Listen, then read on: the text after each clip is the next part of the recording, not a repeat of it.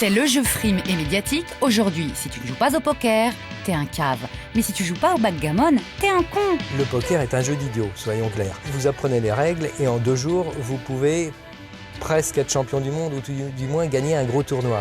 Là, on a bien conscience qu'on a un tout petit peu énervé tous ceux qui tapent le carton et qu'il va falloir qu'on s'explique, que dis-je, que l'on démontre que si Le poker est un jeu d'idiots. le backgammon, lui, attire les gros cuits et qu'il est... Tout à fait, Watch. C'est le jeu le plus fascinant. Vous pouvez jouer toute votre vie au backgammon, vous n'aurez jamais 2 parties identiques. C'est le jeu le plus ancien au monde, qui a de 6000 ans. Le backgammon est Watcha parce que c'est un jeu où tout peut arriver. C'est un jeu très excitant, surtout si on apporte un enjeu financier. C'est un jeu de flambe. Les tournois sont dotés, il y a des prix à gagner. 250 000 € les années précédentes, on va tourner dans les 150 à 180 000 cette année. Le fait qu'il soit joué aussi la plupart du temps dans des destinations un peu paradisiaques, du genre Cannes ou la Côte d'Azur ou Las Vegas, les Bahamas, donc il y a un côté un petit peu glamour. Miam miam, ça devient intéressant. Et c'est comme ça qu'on s'est retrouvés à Enghien-les-Bains. Que si tu te concentres un peu, c'est un peu comme les Bahamas, il y a de l'eau.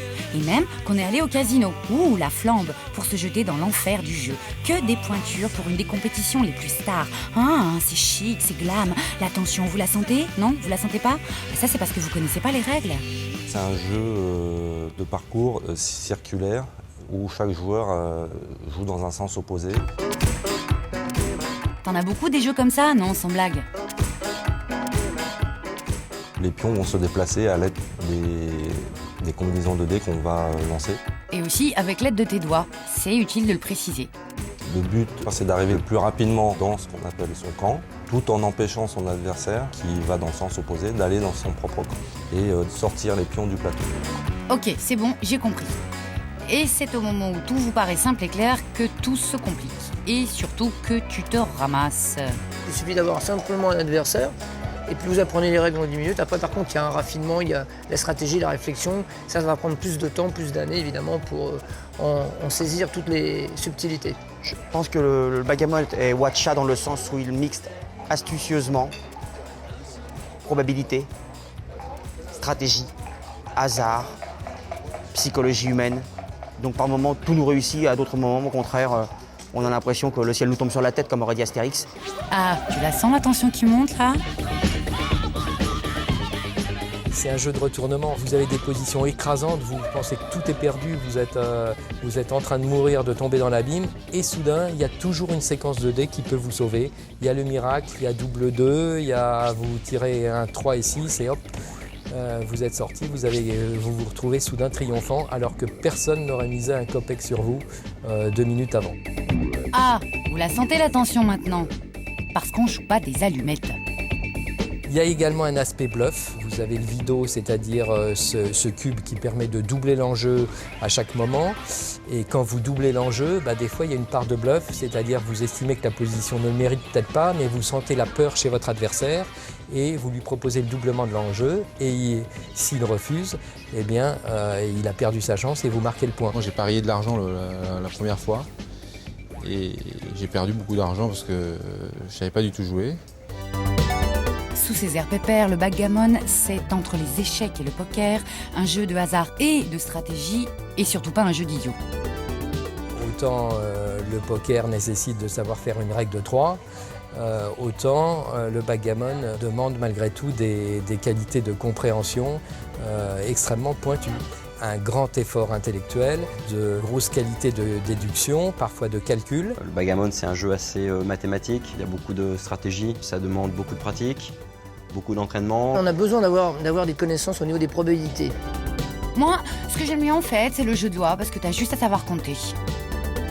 Il y a le backgammon moderne qui comporte des éléments de mathématiques, de probabilité, des calculations assez compliquées, qui rendent de plus en plus scientifique le jeu de backgammon. Et c'est là que j'ai lâché l'affaire.